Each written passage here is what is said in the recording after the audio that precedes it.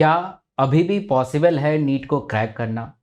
हमारे पास बहुत ही कम समय बचे हुए हैं और फिज़िक्स भूलते नज़र आ रहे हैं, केमिस्ट्री भूलते नज़र आ रहे हैं, बायो भी उतना बढ़िया नहीं है। अगर ये ऐसे विचार आपके मन में आ रहे हैं, तो ये वीडियो आपके लिए बनी है। मैं बहुत सारे प्रूफ़ के साथ ये बताने वाला हूँ कि 60 दिन भी बहुत इफ़ेक्टिव होता है, अगर आप 60 दिन को बेहतर तरीके से, स्मार्ट तरीके से यूटिलाइज़ कर पाएँ तो।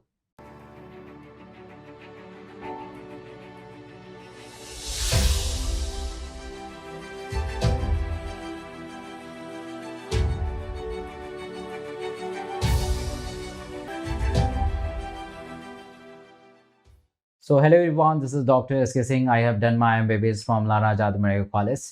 60 दिन आपको लग रहा होगा कि ये क्या मजाक है, but yes there are lot of proof जिन्होंने 60 दिन में इतिहास रच दिया है और कुछ करके दिखाया है। देखिए, दो पहलू होते हैं कि या तो आप किसी चीज़ को क्रिटिसाइज कर लें या उससे कुछ सीख लें। हमें हमेशा सीखना चाहिए। देखिए, कहते हैं ना कि जब जागो तभी सवेरा। अगर आपकी प्रिपरेशन कहीं पे रुक गई है और आप सोच रहे हैं कि कहाँ से स्टार्ट करें, तो ये वीडियो भी बहुत मदद करेगी आपको। मैंने देखे हैं अपने पूरे 10 साल के करियर में कि बहुत सारे ऐसे नीट के एस्पिरेंट थे जिन्होंने शुरुआत दौर में इतना बढ़िया नहीं किया, बट लास्ट में आके इतिहास रच दिया।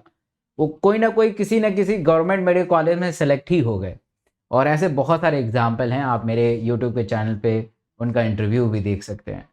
60 दिन भी बहुत अच्छा है, प्रोडक्टिव बनाया जा सकता है। आइए मैं आपको कुछ तरीकों से समझाता हूँ और लिए चलता हूँ दूसरे स्क्रीन के ऊपर, जहाँ पे आप सीख पाएँ, समझ पाएँ और जान पाएँ कि 60 दिन को कैसे प्रोडक्टिव बना के आप नीट जैसे बड़े एग्जाम को क्रैक कर सकते हैं। आपको इस समय सिर्फ और सिर्फ एनसीईआरटी पे ही फोकस मारना है। एनसीईआरटी, आपको पता है कि एनसीईआरटी एक ऐसा बुक है जो पिछले 2-3 साल से इसी से क्वेश्चन पूछे जाते हैं। जो आपने खुद से अपने नोट्स बनाए हैं, खुद से अपने नोट्स जो आपने बनाए हैं, उससे ज़्यादा से ज़्यादा आपको पढ़ना है। इस 60 दिन में आप कोई भी एक्सपेरिमेंट मत कीजिएगा, किसी अपने फ्रेंड से कोई नोट्स मत ले लीजिएगा, कहीं से नोट्स डाउनलोड मत कर लीजिएगा। जहां आप जिस क्लास में पढ़ रहे हैं, जो टीचर आपको पढ़ा रहे हैं, जो नोट से पढ़ा रहे हैं, वो अगर आप नोट्स बना रहे हैं, है ना, खुद से पढ़ रहे हैं, पढ़ा हुआ नोट्स है, तभी आप पढ़िए। खुद से नया चीज ट्राई नहीं करना है। ये जो डाटा है बहुत कैलकुलेटेड है और पूरा मेरा जो एक्सपीरियंस है इस डाटा के अंदर है।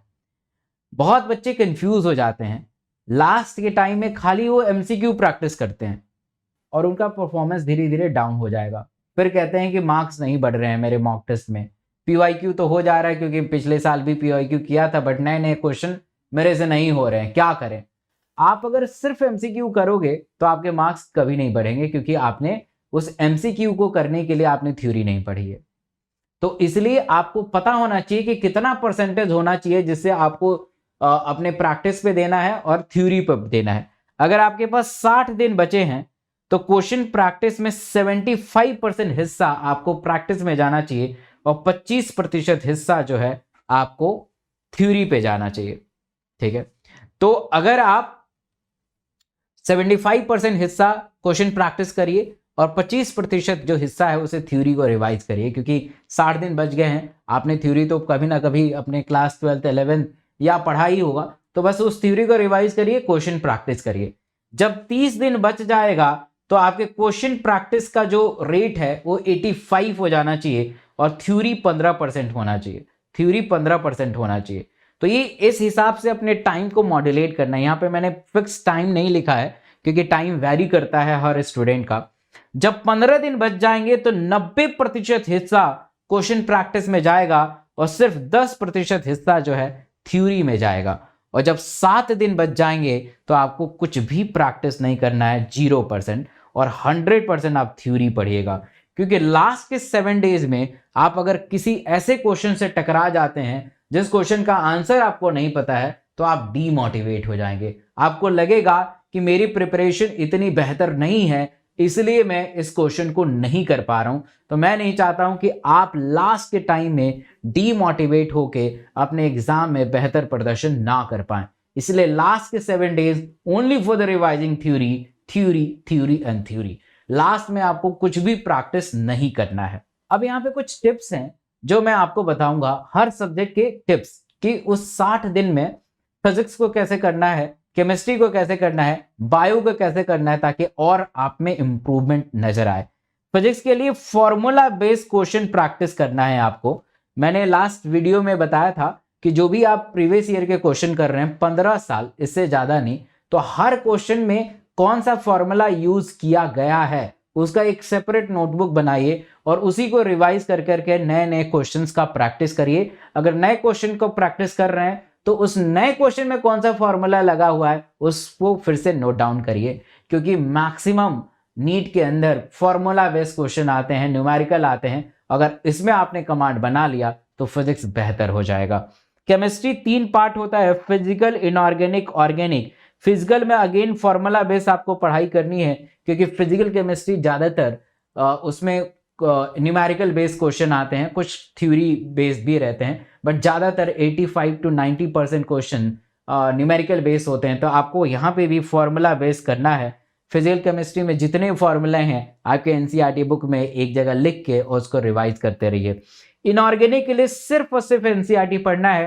पिछले 3 से 4 सालों में देखा गया है कि इनऑर्गेनिक केमिस्ट्री से सिर्फ और सिर्फ ditto line by line NCERT से क्वेश्चन आता है, तो आपको एनसीईआरटी ही पढ़ना चाहिए। और ऑर्गेनिक केमिस्ट्री में नेम रिएक्शन से काफी क्वेश्चंस पूछे जाते हैं। अगर आपने नेम रिएक्शन पे कमांड कर लिया तो ऑर्गेनिक केमिस्ट्री आपके लिए बहुत आसान हो जाएगा।